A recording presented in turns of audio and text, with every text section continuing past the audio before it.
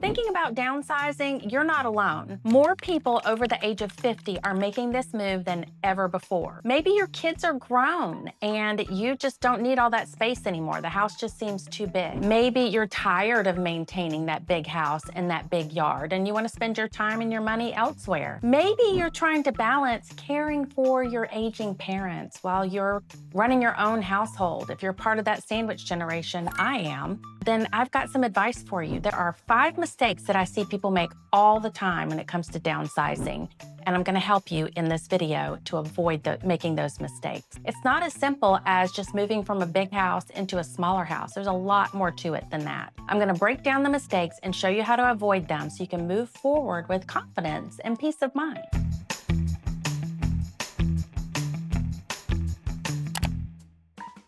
Hey, I'm Amy, a Georgia realtor located in Sugar Hill, Georgia. I work with downsizers, empty nesters, and families in the sandwich generation, like me. I've been through this transition with clients, and here's what I've learned. Downsizing isn't just a real estate transaction. It's a life transition. My role isn't just to help you buy or sell a home. No, there's way more than that. It's to guide you through the practical, financial, and emotional decisions that come with moving into a new stage of life. So let's get into the top 5 mistakes to avoid. Here's mistake number 1. I've met so many people who say, we'll downsize when we have to. Well, here's the problem.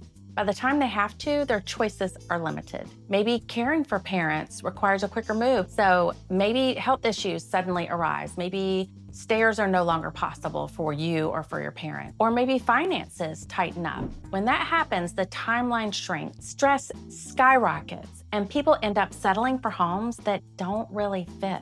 And that is the last thing that you want. So downsizing works best when you start early, when you're healthy enough to make the move on your own terms, when you have the luxury of time to shop around. Even if you're thinking 3 to 5 years out, you should start planning now. You really should. You need to tour neighborhoods, research communities, talk to your financial advisor. That's important. Think of it like retirement planning. The earlier you start, the more options you'll have. Mistake number 2, downsizing without a plan. So jumping in without a plan, bad idea. Downsizing doesn't mean you should just pick the first smaller house that you see, obviously. I've seen people move into homes that were technically smaller, but not at all suited to their actual lifestyle. That is super important. So for example, a couple moved from a big 2-story house into a small condo, and it looked perfect. It was 2 bedrooms, that's all they needed, right? There was no room for their hobby stuff.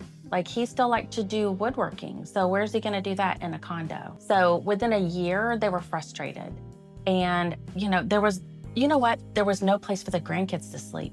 Because think about it, 2 bedrooms, that really just gives you room for your sleeping space and maybe an office, or some people sleep separately, so.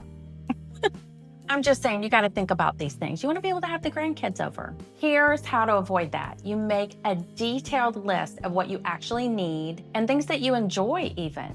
Do you want single-story living? Do you need fewer stairs for mobility? Some houses are single-story, but they've got a few stairs to come in. Is that not even workable anymore? Do you need wide hallways? Do you wanna make sure that you've got room, heaven forbid, that you should end up in a wheelchair? You wanna have wide hallways for that. Do you need a space for a hobby? Do you do woodworking? Do you need a shop out back? Or would a garage work well for that? Do you need a home office or just some good storage? Maybe you just need a storage facility close by, right? So downsizing is about right sizing. The home may be smaller, but it has to serve your life. It can't just be a smaller place to live. Mistake number 3, underestimating the emotional side. I always say that you're not just selling an asset when you're downsizing. You may be selling a place where you have had all these Christmases, you've raised your kids. It is way more than an asset, am I right? So it's all those memories. It's the Christmas mornings, it's the backyard cookouts, your kids' bedrooms. When you downsize, you're not just moving, you're letting go of a huge chapter of your life, possibly, if you've lived there a whole long time. So clients can freeze during this process because they didn't expect the emotions that come up when you're going through just the logistics, right? So it's important that you have an empathetic and caring realtor And I like to say that I absolutely love working with downsizers because I can really empathize with them and sit with them and help them with things and understand that it's more than just a transaction. So make sure you look for that in a realtor when you are downsizing or when you're helping your parents downsize. So my advice is before you even start the moving process, go ahead and start to create a memory plan. And so what does that look like? You can digitize those old photo albums. So once you digitize them, everybody can have a copy of your family photo albums, no problem whatsoever. You've got that taken care of, right? It's not like back in the old days when you'd have to get copies made of pictures or you had to split up the pictures one by one. So you can maybe keep a couple of boxes of keepsakes. That way you're moving your special things into your new place. You're honoring your past, but you're not going to feel overwhelmed with all of that stuff. Not trying to put everything that was in that big house into a smaller house. And remember, downsizing isn't about losing what matters. It's about creating more space in your life for what matters now.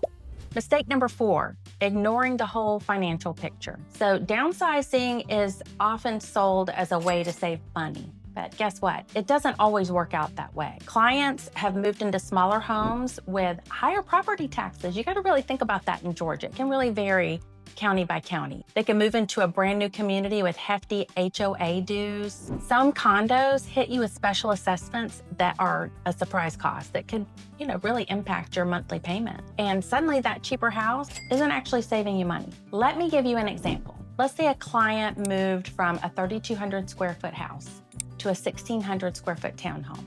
The mortgage was smaller, but the HOA fee was $350 a month. And in higher property taxes, their monthly cost was about the same as their bigger home, and that's not what they were prepared for. So before you downsize, sit down and map out all the expenses: mortgage, insurance, taxes, HOA dues, utilities, even maintenance, and compare them side by side with what you're paying now. Downsizing should give you financial breathing room, not a surprise bill. Now, there are some people that this doesn't apply to. They've got all the money in the world, and the downsizing, even if it costs more, is worth it to them. So again, look at your finances, see what's important to you, see what you can handle without a bunch of stress, okay? So, and finally, mistake number 5, trying to do it alone. Downsizing is more than just a real estate move. We've already talked about that. It's finances, it's logistics, it's family conversations. Yeah, you gotta have those. And it's decluttering years, sometimes decades. So it's overwhelming. And too many people think, oh, we can just handle it ourselves, right? You don't want to bother anybody. But here is the truth. You don't have to. There are professionals who specialize in this exact process. A realtor who understands downsizing, a financial advisor who can walk you through the numbers, a senior move manager who helps with sorting and moving. Did you know those existed? And even professional organizers who know how to make tough decisions about what to keep and what to let go. Trying to do it alone often leads to burnout and making mistakes and maybe even a family rift, and we don't want that. So building a support team makes this transition smoother, faster, and a lot less stressful. So let's recap. Think of it as investing in your sanity. The 5 biggest downsizing mistakes are waiting too long to make a decision, downsizing without a plan, underestimating the emotional side, ignoring the full financial picture, and trying to do it alone. Here's what I want you to hear. Downsizing isn't about giving up. It's about gaining freedom. It's about less stress, less maintenance, and more room for what matters in this season of life. It's making room for what matters most, like spending time with your grandkids, traveling, or just having peace of mind. The right move should serve you, not the other way around. So if you found this video helpful, do me a favor, hit the like button and subscribe. Leave me a comment if you've downsized and run into some of these mistakes, or maybe you've got one that I forgot here. I would love to hear from you. And so every week, on this channel, I share tips on downsizing, on empty nest living, and housing solution for people 50 and over, and everybody else too. But we are focusing on you downsizers and you sandwich generation, okay? So like and subscribe. I'll see you next time.